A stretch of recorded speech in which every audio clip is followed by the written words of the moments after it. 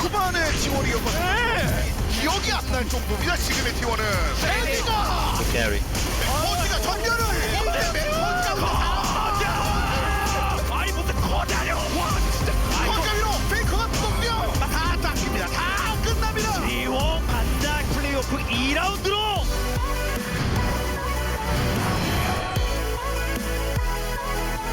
Here, we're going to start, of course, with the Korean side of things, and you guys are going to see just how one-sided this is. Now, Nofe did notably actually predict Gen.G to go to the grand finals. He's the only one of the main Korean analysts to do so on the Korean caster side of things. And then, of course, on the English side, a little bit more of a unanimous vote, as 4 for 4 do go to T1. And Bitdor, actually, Gorilla and Curl, you know, our analysts for the analyst test will all go the same way. Bitdor originally actually had predicted T1 to win the finals. He then made a statement on his stream that that was actually a mistake and that he did not expect T1 to beat Damwon Kia. But there was some controversy about that for a little bit. And this is actually such an exciting story. These teams are huge rivals here in Korea. You can see they both had back-to-back best-of-5 series in 2020. Who's going to win the first one in 2021? These teams are rivals, even going as far back as the Samsung dynasty, right, that Gen.G acquired. Yeah. And these are two teams that have a huge Western influence as well in Korea. Even though they are Korean teams and are Korean rosters, they both have that kind of extra Western influence. They're very popular overseas. And so I think that's why this is such a fun and storied matchup between these two teams, because they have such a huge following in the West as well. Yeah, and it also goes back extraordinarily far, right? You've got SKT, you know, Faker's debut in 2013. SKT look incredible, but then these incredible Samsung teams come out as well, and you sort of, that's what birthed a lot of this. And then, you know, like, getting a whole lot of world championships for SKT. They were on a roll, picked up a couple, and then, you know, Ruler and the gang pick up the 2017 World Championship. Well, Ruler's still here. Yeah. And we'll have to see whether he's going to be enough to get them over the line here, as Rascals also had a good season, although not as strong in round 2. He really did have a great start this season. That first kill we had of the Camille versus the Gnar was actually the first kill of the spring season, actually, the very first game.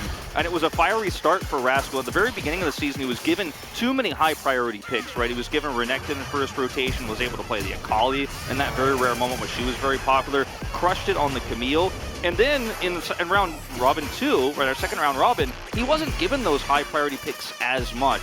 And Kana actually is performing much better in the second round Robin. He had a very weak start. He had one of the highest isolated death ratios of anyone in the top lane on our winning teams, but he has really turned it around as he reappears. Yeah, and also it's like Kana's been playing the Rascal champions, right? And showing him like, this is what you used to be. Look at how good I am now. Well, the mid lane is another story that's a little bit similar to this. BDD has had an incredible season with some extraordinarily high highs, maybe not necessarily Chovy's level of high highs, but maybe a little bit more consistent. But he wasn't against T1. When we saw that series between these two teams, I think it shaped how a lot of us expected a series like this to go. And I'm trying my very best to keep that out of my mind, because this mid lane matchup is one where, you know, BDD's taken down Faker before. You know, this is a man that has denied Faker some of his finals, and not very many people could deny T1 in a final. I think they've lost like 2. Yeah, it's insane, and Faker has had such great performances here at the very end. But when we'll take a look at the bottom lane, actually, it's really interesting. Both of these AD carries are actually born in 1998, so they're the same age. And actually, Teddy has the winning record by 6 matches, which is kind of insane considering that this guy came from Jin Air, right? And his time in T1 has really shaped him into a top-tier player. Ruler has a lot more international stage experience overall, but it's Teddy who actually comes up on top domestically and has shown a better performance in the last few weeks of competitive play here in the LCK, and that's when it matters most. Yeah, exactly. And actually, you know, if we omit international performance from our minds, which I know a lot of, you know, Teddy fans want to forget anyway, Teddy certainly has been very, very strong on home soil, especially after joining T1. Ruler, though, no slouch either. I felt like he wasn't his same extraordinarily consistent self the last time these two teams matched, and I'd be very interested to see whether Odin was right when he predicted that Gen.G, feeling a whole lot better now, are going to be able to step up to the task. In fact, both coaches. When we take a look at the mid matchup here, I mean, there's kind of been this term coined that's been going around, right? The 4 kings of mid, BDD, Chovy, Faker, and of course Showmaker, who waits at the end. And BDD of the 4, I feel, has been the quietest this season. But if you look at his stats, he's been very consistent, right? His kill participation is not as high as some of the other players. The Udyr being able to speed up the Jinx before she gets excited, also very, very powerful. And the Victor, of course, going to be locked in. Canna finds it absolutely hilarious. And we'll see what he's actually going to pick up here. Well, I mean, it will be, unless T1 just win the game in 20 minutes, because Gen G are basically a no-rush 20 comp with this. I'm not sure how you're supposed to also pilot an Udyr in a comp like this as well, because it's going to be difficult to try and wrestle away any of this lane priority that Udyr does value so much. Definitely much better, but ramps up. Here comes Clid. As, yep, Clid's going to wrap around from behind. He's going for carrier here. Of course, you can't lantern yourself as the Flame Chompers are avoided. Teddy actually, though, not able to get onto the lantern, and he's just gobbled up by Life, who will say thank you so much for the first blood. The crab ray from Clid. Get this advantage all too often, but with Gen G having the opportunity here to clear vision with the Udyr pick, there's just no way that you can safely come over and deal with this as T1. They didn't have bot priority, and now Cuz is here. Yep, Life is going to flash. He had flash, he had cleanse, and he's able to use the cleanse now to get out of the hook. As here, and now T1 can't use this Olaf pick to get that double. Faker. Yeah, shockwave from BDD. Gravity field goes down. That's going to block BDD from getting on through. Actually, Rascal moving on over here. You can see Carrier getting there a little bit late as the Phalanx has been set up here by Gen G, and Shelly's not going to releash. The barrel going to miss as in goes the Ornhorn. Does get a couple of knockups as Faker can take himself a lantern, but he says no. Yep, getting control of these chokes as well is just so easy for BDD at the same time. He's got that shockwave at the ready. There is no Ornhorn, but he did manage to take down the Herald. Let's see whether any of these kills do come down. In a little bit of trouble is the Olaf as the eye is taken. 3-man shockwave from BDD is huge, but now Rascal out of position. Super Mega Death Rocket body blocked by Carrier. Cuz would have been very, very close. Yeah, with the Ornn in particular. But it's like if you take scaling light into ultra scaling, it does get rough. As Ultra's traded, yeah, Clid here going to come on through. He's got the flash, and Fake is going to answer instantly with his own. And that's, remember that flash I talked about earlier? That Faker knew it was coming. He's so smart. In the late game, we might have them taking the first game in this series. Not to mention, we will not have a Cloud Soul as well. It's going to be a Mountain. Certainly, that is the Gen G Ornn is right there. So happy with that. As another control ward goes down, Gen G have picked up the aggro, and you can feel just how much both of these teams know the importance of this position. In comes the Ram, looking for Cuz, who does throw down the Ragnarok, but no way can he get into position.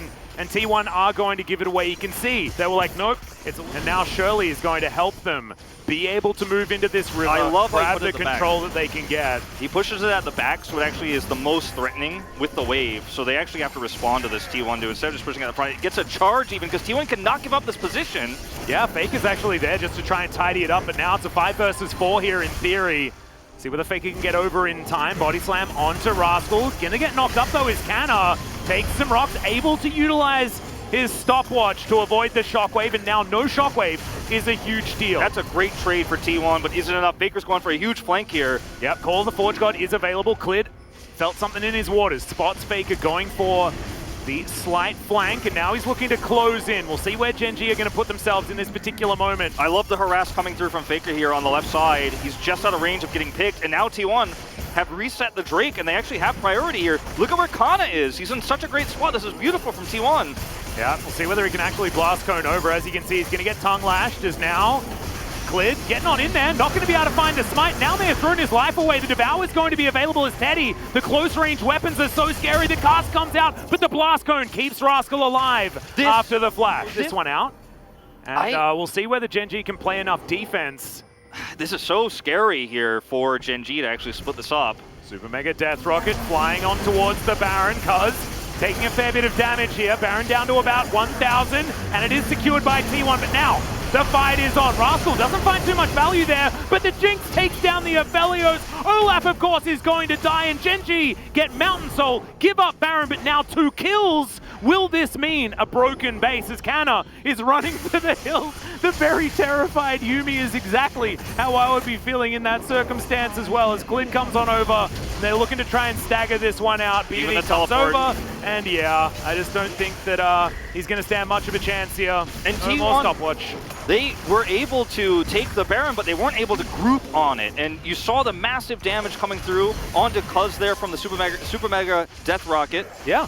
Which is very difficult to say. Many Watch this though. T1 are not fully grouped. Faker isn't here, and you see that Kana is on the edge. He's trying to deny them from taking the Baron away, but I think he should have probably been on the bottom side of the fight, trying to make sure they don't get wiped. Like, Teddy is in a Baron pit by himself, and when he's done, this fight is done. And sure, you get the Baron. Happen as Hook gonna go wide onto Rascal. I mean, look at T1's positioning here. How will they ever close in on this Drake?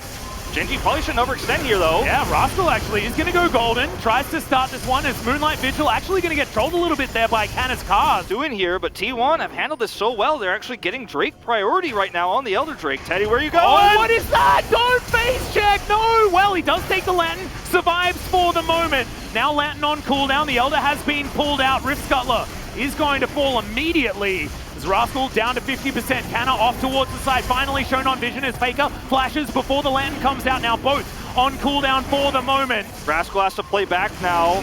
He's going to have to teleport back in. T1 now or never. Oh my goodness, the Super Mega Death Rocket. That means the bottom lane are out of this one. There is no way T1 can fight his Elder Drake for Gen.G. War of Attrition won by the red team. And that might just be game here, Atlas. You can see Abyssal Voyage forward. They want to catch Kana. He has to ult out.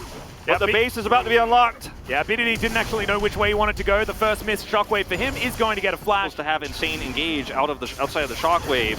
But this is a fight for T1 that they're just fighting with half health bars on their main carry because he face checked moments before. The Super Mega Death Rocket comes through here and just forces him out. Oh, Faker, no! What?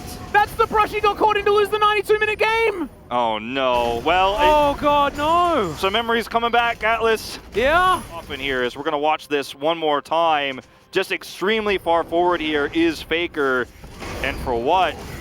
Yeah, it's so That's strange. so peculiar. I mean, but they've missed them, so that is not that egregious, but that is a huge uncharacteristic mistake for Faker as Nexus turret number 1 is going to go down. BDD flashes forward, gets another flash for his Shockwave. Ornhorn does go a little bit wide there as Canna breaks up the fight, but Rascal looks basically unkillable, just goes in and solos Teddy. Now Carrier and Canna have no damage. Faker finally turns up, but Ruler is an absolute monster. Carrier comes on in, that's a very angry dragon, and the Nexus will fall. Gen.G take game number 1, and we've got one hell of a best of 5 on our hands. And it's a game of inches, not miles. It's a game of slow-paced, steady wins the race here for Gen.G. T1 with another scaling comp, but theirs didn't scale as well, and they fell behind in the tempo. It felt like every single play, every single moment. Come from, I imagine Faker still did a fair bit of work, as you can see there. But this one's all about Ruler as far as damage goes. I want to shout out BDD. I think that his Shockwaves were pivotal in the early to mid game. And what this Gen.G comp does is it enables Ruler in the late game